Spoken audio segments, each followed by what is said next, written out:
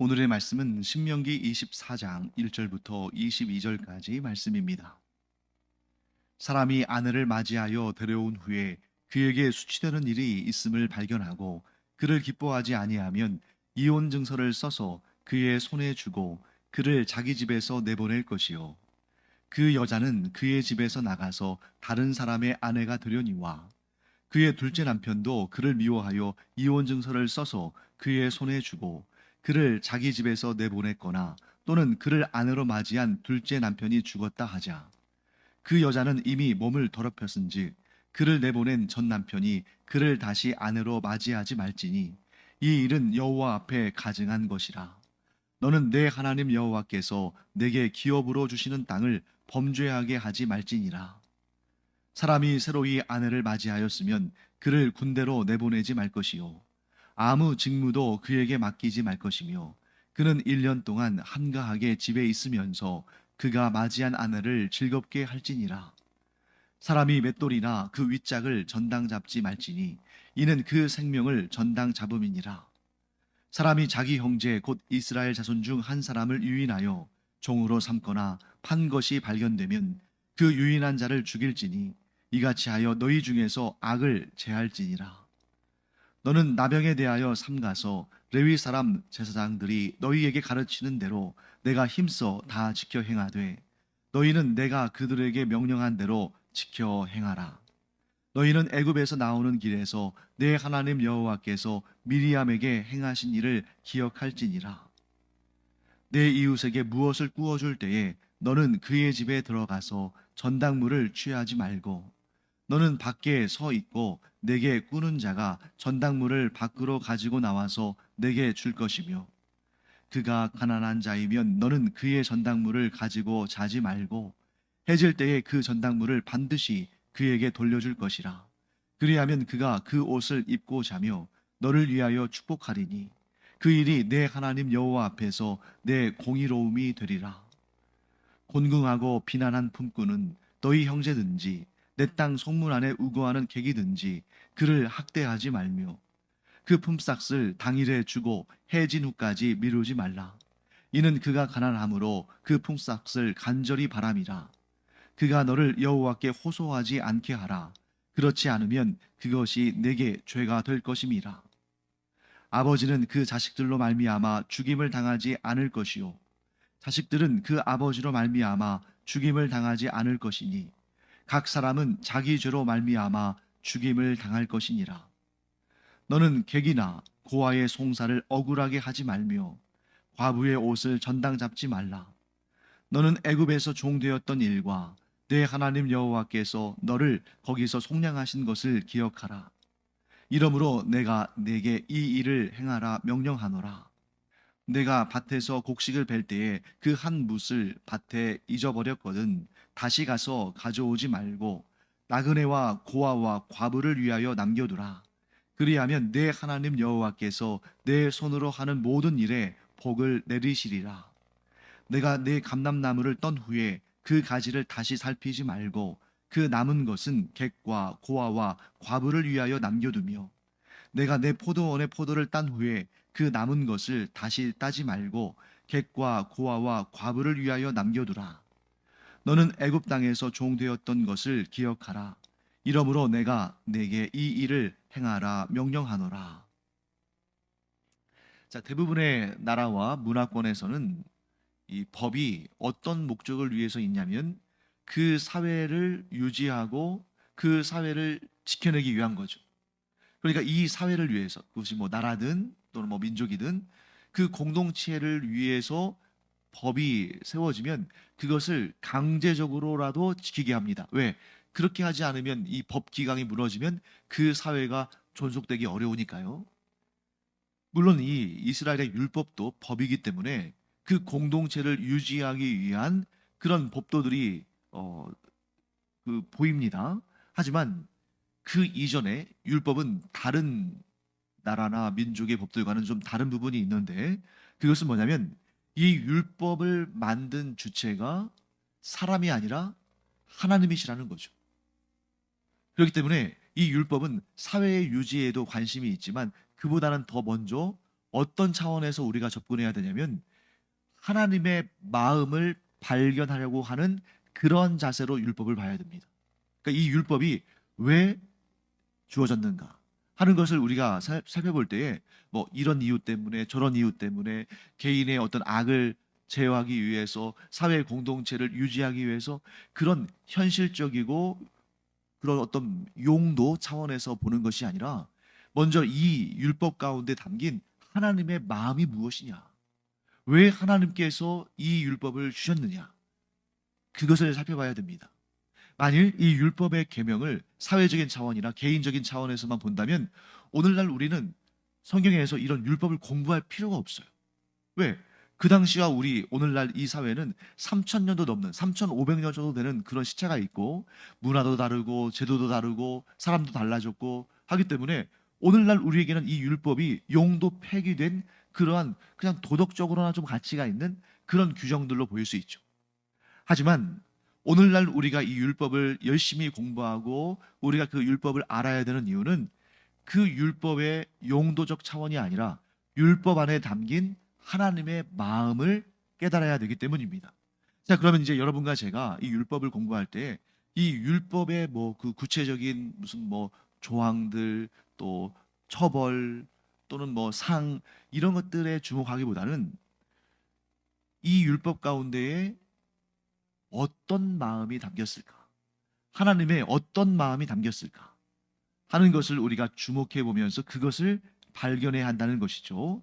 자, 먼저 1절부터 4절까지는 이혼과 재혼에 관한 문제가 등장합니다. 1절 말씀 보시면 사람이 아내를 맞이하여 데려온 후에 그에게 수치되는 일이 발견되었다. 그래서 그를 기뻐하지 않으면 이혼 증서를 써서 그의 손에 주고 그를 자기 집에서 내보낸다. 자, 이혼 증서를 써준다는 것은 뭘 의미할까요? 이 여인에게 재혼의 길을 열어주는 거예요. 자, 이 당시에 이스라엘에는 이제 장차 얼마 안 있으면 가나안 땅에 들어가서 그 땅을 차지할 그럴 시간이 이제 얼마 남지 않았잖아요. 여성에게는 땅을 분배했습니까? 하지 않았습니까?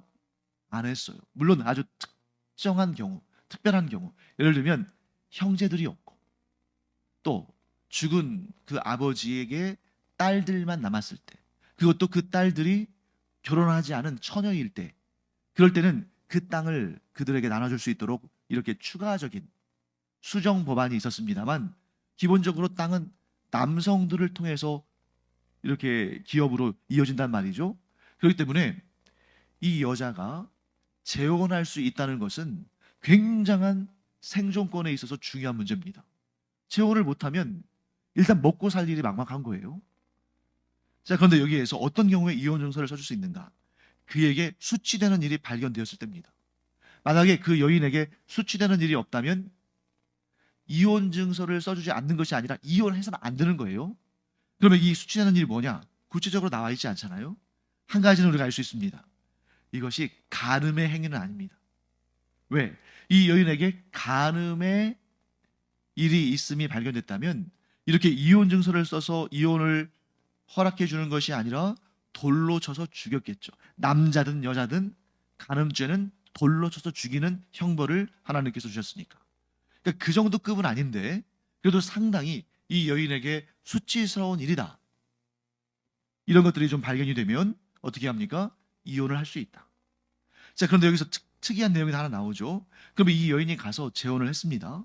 그런데 그 둘째 남편도 그 여인을 미워해서 뭐 하여튼 그 이 여인의 수치되는 일이 좀 좋지 않은 일이었나 보죠. 또 이혼을 하거나 혹은 그 둘째 남편이 죽었을 때에는 자, 이 여인이 이혼 증서를 받았다면 다른 남자와는 재혼할 수 있겠죠. 또 사별의 이유라면 또 재혼할 수 있습니다. 그런데 원래 첫 번째 남편과는 재혼할 수 없다. 재결합할 수 없다. 이렇게 규정되어 있습니다. 그것이 여호와 앞에 가증한이라고 되어 있습니다. 왜 그럴까요? 자, 오늘날 우리의 법 가운데서는 이혼했더라도 그래서 다른 사람과 재혼했더라도 그가 또 그 재혼한 남자와 이혼한 다음에 원래 첫 번째 남편과 재혼할 수 있을까요? 없을까요? 있습니다. 아무 문제 없습니다. 그런데 왜 하나님께서는 이미 이혼 증서를 써준 여인과는 또 재혼하지 말라 이렇게 말씀하셨냐면 여기에 담겨 있는 하나님의 뜻은 이겁니다. 하나님은 결혼의 언약을 매우 중요하게 여기시죠. 그런데 결혼의 언약 못지않게 이혼의 언약도 중요하게 여기시는 거예요. 즉 결혼했다가 이혼했다가 또 재결합했다가 또 이혼했다가 또 재결합했다가 이런 걸 하나님께서 원치 않으신다는 것입니다. 결혼의 서약이 중요한 만큼 이혼의 서약도 중요하기 때문에 이러한 서약, 이런 언약을 함부로 행하지 말아라. 자, 만일 하나님께서 이혼 후에 재결합에 대한 그러한 부분을 허락해 주셨다면 아마 이렇게 했을 겁니다. 이혼했다가 재혼했다가 또 이혼했다가 재혼했다가 막 이렇게 하겠죠. 그런데 하나님은 결혼이든 이혼이든 그 언약, 즉 그 서약과 약속은 철저히 지켜라. 반드시 지켜라. 왜 이런 말씀을, 이런 규례를 주셨을까요? 하나님께서 약속을 신실하게 지키시니까. 하나님은 그 약속이 얼마나 중요한지를 아시고 그 약속을 지키시기를 아주 철저하게 하셔요. 그렇기 때문에 사람도 약속을 철저히 지켜야 된다 하는 그런 뜻을 보게 되는 것입니다. 자, 그 다음에 5절과 6절 말씀 볼까요? 거기에는 이런 내용이 나와 있죠. 어떤 사람이 아내를 이제 맞이했다. 즉 지금 신혼입니다. 그러면 군대에 내보내지 말아라. 또 아무 직무도 그에게 맡기지 말아서 그 1년 동안 그 부부가 아주 행복한 삶을 살 수 있도록 그렇게 해줘라. 그 다음에 6절 말씀 보시면 사람이 맷돌이나 그 윗짝을 전당 덮지 말라. 자, 맷돌이나 그 윗짝은 뭘 의미할까요? 우리로 따지면 밥솥을 의미하는 거죠.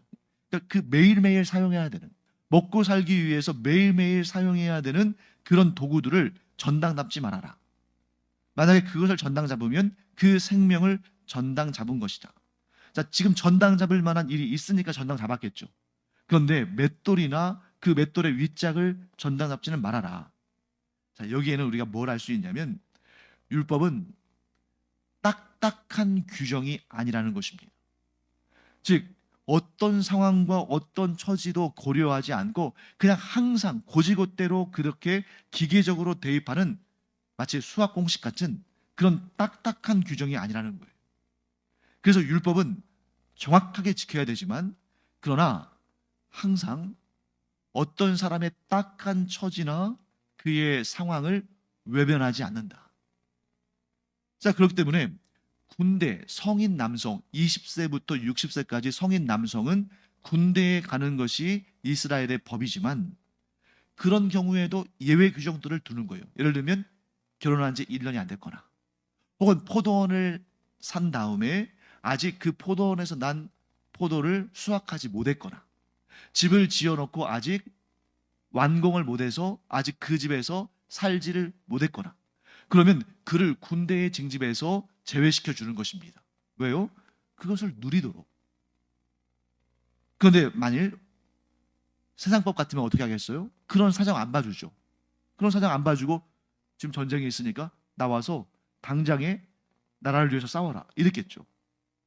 자, 어떤 사람이 빚을 져서 전당을 잡아야 됩니다. 그런데 그 전당을 잡을 때에도 그날 사용해야 될 것은 전당 잡지 말라고 하는 거예요. 또 그와 비슷한 예가 또 등장하죠. 10절 말씀 볼까요?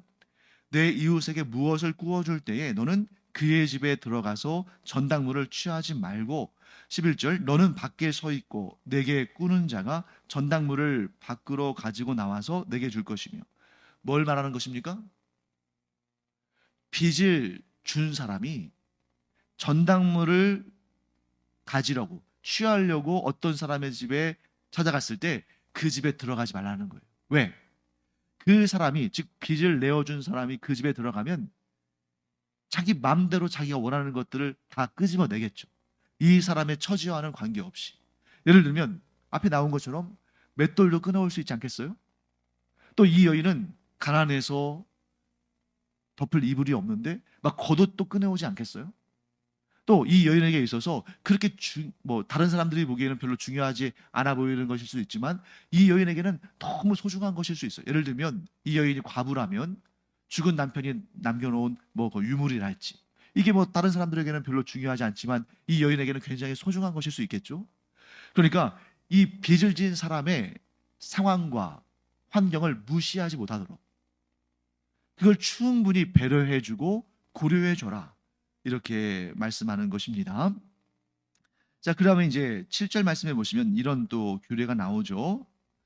사람이 자기 형제 곧 이스라엘 자손 중 한 사람을 유인하여 종으로 삼거나 한 것이 발견되면 그 유인한 자를 죽일지니.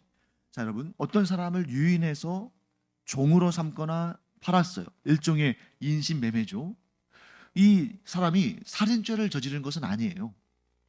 또 뭐 육체에 간음을 행한 것도 아니고 우상을 섬긴 것도 아닙니다. 그런데 그 죄가 뭡니까? 그 벌이 죽이라는 거예요.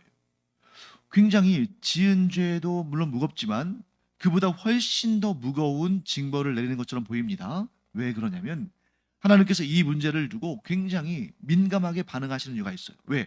율법에는 무엇이 담겨 있다고 말씀드렸습니까? 하나님의 마음.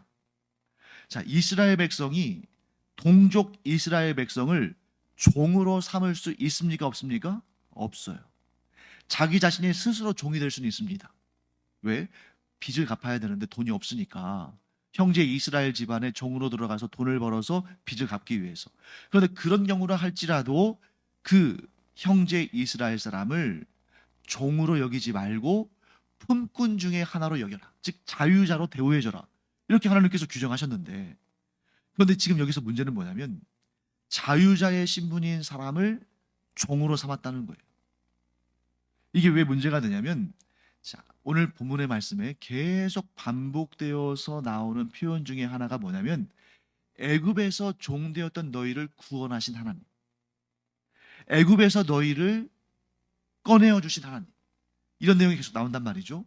즉 하나님께서 애굽에서 종살이하던 이스라엘 백성들을, 이스라엘 자손들을 끌어내셔서 그들을 자유자로 삼으셨는데 그 자유를 얻은 자들을 다시 종으로 만드는 것을 하나님은 기뻐하지 않으시고 그것을 일종의 무엇으로 여기시냐면 영모죄와 같이 여기시는 거예요. 왜? 하나님께서 자유를 주신 자를 다시 종으로 만들었으니까. 또 하나님의 소유를 빼앗아서 훔쳐서 다른 이들, 곧 그 하나님의 백성을 종으로 삼을 자들에게 팔아 넘겼으니까. 그래서 여기에서 이 사람을 유인해서 종으로 삼거나 판 사람에 대한 징벌이 아주 최고로 무서운 사형의 징벌을 하는 이유는 하나님에 대한 영모죄로 여기시기 때문이다. 하나님께서 자유를 주신 자를 다시 그 자유를 빼앗아서 종으로 만드는 것은 하나님의 권위에 도전하는 일이다. 이렇게 해석할 수가 있습니다. 자, 그 다음에 8절과 9절 볼까요? 거기에는 이제 나병에 대한 규례가 나오죠. 여러분, 성경에서 나병이라고 말할 때는 보통은 이제 그걸 한센병 이렇게 해석하는 경우가 있는데 제가 그게 아니라고 여러 번 말씀드렸죠. 그러면 나병은 뭐냐? 또 이렇게 해석하기도 합니다. 전염성이 강한 피부질환. 그래서 이 전염성이 강하기 때문에 이 질환을 지금 앓고 있는 자를 그 성이나 혹은 진영 가운데에 함께 살게 할 수 없고 그를 진영 밖으로 일종의 좀 격리시키는 그런 과정이 필요하다 이랬잖아요. 물론 틀린 말씀 아닙니다. 성경에서 말씀하는 나병은 강한 전염성을 가진 피부질환 이렇게 정리하면 돼요. 그런데 거기에서 끝나는 게 아닙니다. 사실 더 중요한 의미는, 나병의 더 중요한 의미는 이겁니다. 하나님의 경고예요. 하나님의 경고. 자, 그렇기 때문에 9절 말씀 보세요. 자, 8절만 가지고도 딱 되잖아요. 그렇죠? 8절만 가지고도 이 나병에 대한 규례는 딱 끝나는 거예요. 그런데 그 나병에 대한 규례를 더 자세히 설명하기 위해서 9절을 덧붙였는데 우리 9절 한번 같이 읽어보겠습니다. 너희는 애굽에서 나오는 길에서 내 하나님 여호와께서 미리암에게 행하신 일을 기억할지니라. 자, 나병에 대한 규례를 얘기하면서 그 실례로 그 애굽에서 나온 다음에 광야에서 여호와 하나님께서 미리암에게 행하신 일을 기억하라. 즉 나병이 그것과 관련됐다는 거죠. 왜? 미리암이 나병에 걸린 적이 있었거든요. 자, 그러면 미리암이 왜 나병에 걸렸습니까? 그 이유가 있을 거 아닙니까? 모세의 권위에 도전했어요. 모세의 권위에 도전하면서 뭐라고 했냐면 하나님께서 너에게만 그런 권리를 주셨느냐? 나도 하나님을 대면하여 만나지 않느냐? 하면서 그렇게 교만한 마음으로 모세의 권위를 깎아내리는 그런 일을 했습니다. 그래서 하나님께서 그 죄를 어떻게 여기셨냐면 하나님의 권위에 도전한 걸로 여기셨어요. 왜? 모세는 하나님께서 세우신 자인데 하나님께서 세우신 자의 권위에 도전하는 것은 곧 그를 세우신 하나님에게 도전하는 것이죠. 자, 그러면 왜 8절과 9절을 세트로 묶었겠습니까? 이 나병이 단지 그냥 전염성이 있는 피부병이기 때문에 주의해야 한다 이런 뜻이 아니라 나병이라고 판정되어지고 나병이라고 불리는 질환은 근본적으로 그 질환 속에 하나님의 경고의 의미가 담겨 있다.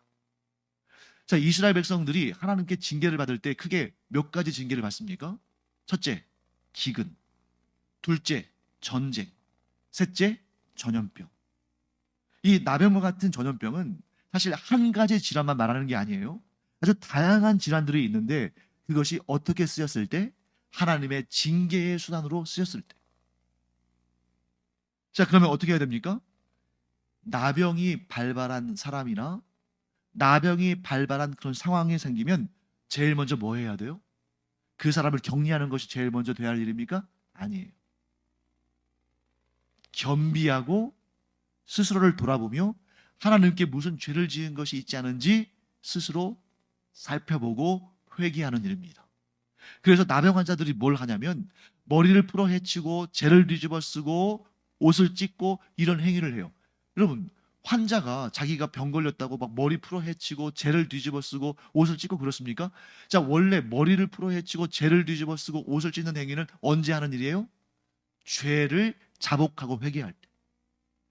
그래서 여기에서 말하는 나병의 규정은 단지 전염성이 강한 질환이기 때문에 이렇게 미리 아주 재빨리 격리시킨다 이런 차원이 아니라 죄를 회개함으로 하나님의 사인에 민감하게 반응하라 이런 말씀을 주는 것입니다. 왜요?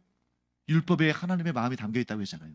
하나님은 죄를 품고 그 죄 가운데 지내는 것을 원치 않으셔요. 죄의 문제는 그 무엇보다도 가장 먼저 반응해야 되고 가장 먼저 처리해야 되고 가장 먼저 회개해야 되는 그런 문제다 하는 것을 우리가 이 나병의 규례를 통해서 알 수가 있습니다. 자, 그 다음에 오늘 본문의 10절부터 15절까지는 간단하게 이렇게 정리하겠습니다. 생존권을 보호해줘라.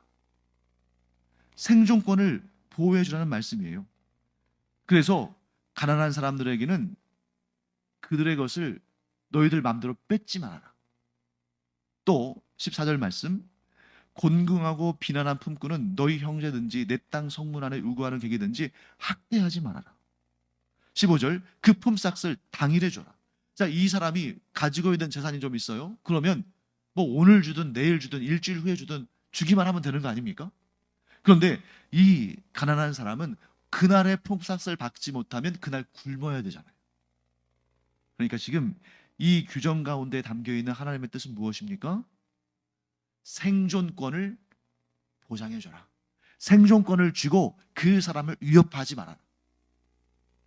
너는 장난처럼 보이지만 그에게는 살고 죽고의 문제다. 그러므로 가난한 자들의 생존권을 보장해줘라. 자, 그러면 이 율법 가운데 담긴 하나님의 마음은 뭐겠습니까? 하나님은 연약한 자일수록 더 귀히 여기신다는 거예요.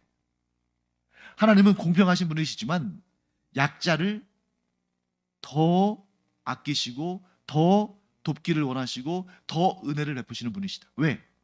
사회적인 평등은 모든 계층, 모든 수준의 사람들에게 똑같이 해주는 것이 사회적인 평등이 아니에요. 그래서 지금 당장 이것이 없으면 굶어 죽을 수밖에 없는 자에게는 더 줘야 되는 거예요. 이미 다른 사람들은 하나님이 주신 은혜를 가지고 며칠은 버틸 수 있으니까, 혹은 몇 달, 몇 년은 버틸 수 있으니까. 그래서 하나님은 가난한 자에게, 힘없는 자에게, 연약한 자에게 더 큰 은혜를 베푸신다. 그러므로 이스라엘 백성들, 즉 하나님의 백성들도 그 사회에 힘없는 자들, 연약한 자들, 그래서 남의 도움 없이는 살 수 없는 자들을 하나님을 대신해서 그들을 돕고 그들의 생존권을 먼저 지켜주도록 이렇게 규정을 해 두신 것입니다. 그 다음에 16절, 아버지는 그 자식들로 말미암아 죽임을 당하지 않을 것이요 자식들은 그 아버지로 말미암아 죽임을 당하지 않을 것이니 각 사람은 자기 죄로 말미암아 죽임을 당할 것입니다. 여러분, 이것도 역시 생존권에 관한 문제예요. 왜 그렇습니까? 아버지의 죄 때문에 아들을 죽이지 마라. 아들의 죄 때문에 아버지를 죽이지 마라. 생존권을 지켜줘라. 자, 각자가 자기의 죄 때문에 그 죄가 사형에 해당하는 거라면 그 죄값으로 죽는 것은 당연하지만 심지어 부모 자식 간에도 내 죄 아닌 다른 죄로 인해서 죽게 만들지는 말아라. 이건 역시 생존권을 지켜주는 그런 규례가 됩니다. 자, 그 다음에 마지막으로 17절부터 22절까지는 이렇게 정리할 수 있습니다. 너희가 은혜를 베풀어야 된다. 그런데 그 이유는 너희가 은혜를 받은 자들이기 때문이다. 자, 이 이스라엘 백성들이 은혜를 받은 적이 없다면 은혜를 베풀 필요가 없어요. 그런데 그들이 이미 은혜를 받은 자들이기 때문에 은혜를 베푸는 삶을 살아야 한다. 이렇게 말씀하시는 것입니다. 18절 말씀 볼까요? 너는 애굽에서 종되었던 일과 내 하나님 여호와께서 너를 거기서 속량하신 것을 기억하라. 여러분, 이 속량이라는 단어가 어떤 의미일까요? 이 속량이라는 단어가 어떤 뜻이냐면 이 원어 자체는 노예를 돈을 주고 사서 자유자가 되도록 풀어주는 거예요. 즉 애굽에서 종살이 하던 이스라엘 백성들, 애굽의 노예로 살던 이스라엘 백성들을 하나님께서 자유자가 되게 하시는데 그때에 자유자가 되려면 돈을 지불해야 하잖아요. 몸값을. 그런데 이스라엘 백성들이 자신들의 몸값을 지불할 능력이 없었어요. 그러니까 하나님께서 어떻게 하셨습니까? 그들의 몸값을 하나님께서 다 치르신 겁니다. 그게 바로 속량입니다. 즉 너희가 아무것도 없던, 아무 소망도 없던 상태에서 하나님의 은혜로, 오직 하나님의 은혜로 자유자가 되고 하나님의 백성들이 되었으니 이제 너희도 은혜를 베푸는 자들이 되어라 하고 말씀하시는 것입니다. 그래서 구체적으로 이렇게 설명해 주시죠. 19절 말씀, 밭에서 추수할 때 이렇게 단을 묶잖아요. 그런데 거기서 그냥 깜빡 잊고 단을 한 개 흘리고 왔어요. 어우, 내가 그 소중한 단을 흘리고 왔네 하고 돌아가서 그것을 다시 가져오지 말고 그냥 놔둬라. 20절, 감람나무, 즉 올리브 열매를 추수한 다음에 그 다음에 가서 그 가지를 다시 살피지 말라. 2번, 3번 남은 것까지 다 뜯어오지 말라. 다 따오지 말라. 21절, 포도원에서 포도를 딴 후에 남은 것을 다시 따지 말라. 그러면 이 모든 것은 누구를 위해서 주어지는 것입니까? 사회적인 약자들, 나그네, 고아, 과부. 자, 이 율법에 담겨있는 하나님의 마음은 무엇입니까? 너희가 하나님께 은혜를 받아서, 너희가 하나님께 복을 받아서 이 모든 것을 누리게 되었으니 너희도 은혜를 베푸는 자들이 되어서 힘들고 고통스럽고 가난하고 이런 사회적인 약자들을 돕는 그런 일을 하라 하고 말씀하시는 것입니다. 자, 이제 좀 결론을 맺겠습니다. 율법에는 하나님의 마음이 담겨 있는데 그 율법에 담겨 있는 하나님의 마음이 뭘까요? 내가 너희에게 은혜를 베풀었으니 너희도 이웃에게 은혜를 베풀어라. 특별히 은혜 없이는 살 수 없는 자들에게 더 풍성하게 은혜를 베풀어라. 너보다 못한 사람에게 은혜를 베풀어라. 네가 누군가에게 은혜를 베풀면 내가 그것과는 비교할 수 없는 놀라운 은혜와 풍성한 복으로 갚아주리라. 이게 바로 율법에 담긴 하나님의 마음이다 하는 것입니다. 하나님은 어떤 분이셔요? 우리가 하나님께로부터 받은 은혜에 감사하고 감격해서 비록 적은 것이지만 내 안에 있는 것을 기꺼이 형편이 어렵고 곤란한 자들에게 은혜를 베풀고 그들을 도와주면 하나님은 그 모습을 지켜보시고 그것과는 비교할 수 없는 풍성한 은혜와 복을 주신다. 그런데 하나님은 어떤 사람들을 제일 가증하게 여기실까요? 뻔뻔한 사람들. 자기는 은혜를 풍성히 받아놓고서 그 은혜를 감사하지도 않고 또 그 은혜를 자신이 베풀지도 않는 그런 자들을 하나님께서 뻔뻔하게 여기신다. 그래서 오늘 본문에 아주 중요한 내용이 나옵니다. 하나님은 가난한 자들을 돌보고 그들에게 은혜를 베푸는 자들, 이런 자들을 뭐라고 말씀하시냐면 그들이 공의로운 자들이다. 여러분, 공의는 언제 사용하는 말입니까? 법과 규칙을 잘 지키는 자가 공의로운 자잖아요. 법과 질서를 어기는 자는 불의한 자들이죠. 그런데 하나님께서 은혜를 베푸는 자들을 향해서 너희는 공의로운 자들이다 라고 말씀하시는 이유는 뭐냐면 하나님의 말씀이 담긴, 하나님의 마음이 담긴 그 율법을 잘 지킨 자들이다. 그리고 그들에게는 무엇을 주십니까? 공의로운 자에게 주시는 상을 주신다. 사랑하는 성도 여러분, 우리가 이 율법에 담긴 하나님의 마음을 잘 깨달아 알고 잘 실천함으로 우리도 은혜로 말미암아 하나님이 주신 거저 주신 그 은혜로 말미암아 이런 풍성한 복을 누림으로 우리도 은혜를 베푸는, 그래서 하나님께 공의롭다고 칭찬받고 공의로운 자에게 주시는 상과 복을 받는 우리가 되기를 간절히 축원합니다.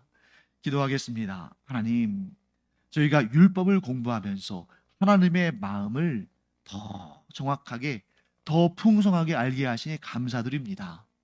하나님께서 저희에게 은혜를 주셔서 저희에게 죄와 사망의 권세로부터 자유함을 주셨고 저희가 굶지 아니하고 풍성한 하나님의 은혜와 복을 누리며 살게 하셨으니 감사드립니다. 이제는 저희가 하나님께서 주신 그 은혜와는 비교할 수는 없지만 저희들의 삶의 현장 가운데에 저희들의 형편에 따라 은혜를 베푸는 자들 되게 하여 주셔서 하나님 앞에서 공의롭다 칭찬받고 공의로운 자에게 주시는 상과 복을 영원토록 받는 저희들 되게 하여 주시옵소서. 감사드리며 예수님의 이름으로 축복하며 기도합니다. 아멘.